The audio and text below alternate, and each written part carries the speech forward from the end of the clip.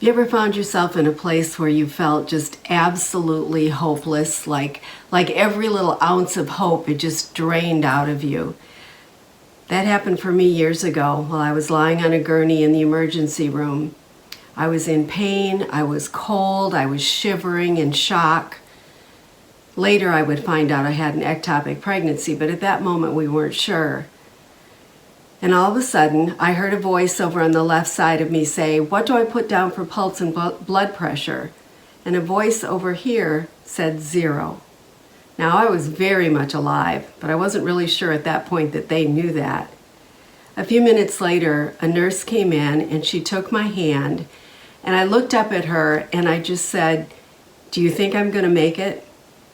And she had what I can only call sheer determination and steel in her eyes as she said, "I know you're going to make it." And it was like, whew, like a splash of cold water. I just thought, she knows what she's talking about. And I believed her, and it just filled me with this sense of hope. A little while later, I lost consciousness. And I went into, I can only think of it as a place that was so warm, so comfortable, and pain-free. I didn't want to leave. I didn't see a bright light. I didn't see the face of Jesus, but I absolutely knew that he was there. And when I came to, and over the next few days, all I wanted to talk about was God is real, heaven is real, and we need not be afraid of death. But about 6 weeks later, it was as if the rug got pulled out from under me. I started experiencing extreme panic. My heart would pound and I would just start sweating, and I was sure I was going to die.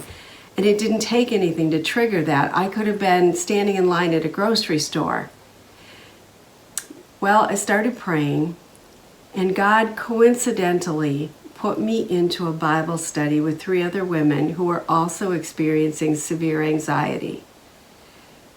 Years later, as I was going through this, and it did last for about 20 years, the one thing that I absolutely knew was that there was a light at the end of my tunnel, that God was going to bring me out of this. I didn't know how and I didn't know when.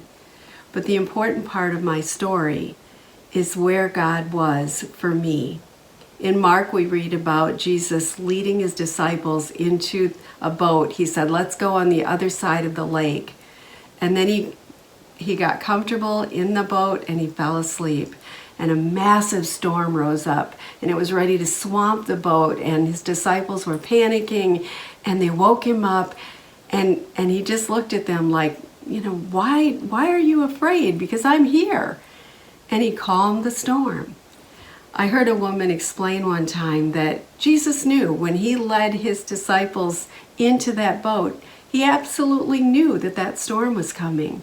He knew my storm was coming. He knew that I would experience years of anxiety, but he also knew that he was going to be there with me.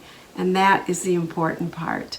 I used to kind of look at myself as though I'm a failure as a Christian because I need counseling. I took medication for a while. And it just seemed so kind of hopeless. And yet at the same time, my walk with my relationship with Jesus was getting deeper and deeper. And I was learning more and more to depend on him. I put Bible verses up, and 2 Timothy 1:7 was one of the most important ones. God did not give us a spirit of fear, but of power and of love and of a sound mind. I needed those words, sound mind. The best advice I ever got during that time was a counselor who said, "Don't wait to share your story. Serve out of your weakness." And so I did. And God brought women to me who were experiencing the same thing, and we infused each other with hope. And that's what I want to do for you today. Whatever storm you're going through, is just know that this can be a time for you to deepen your relationship with God. There are benefits that will come out of your storm, so please don't give up hope. Just cling to him. Keep praying, keep talking, and keep waiting with hope. I'll be praying for you.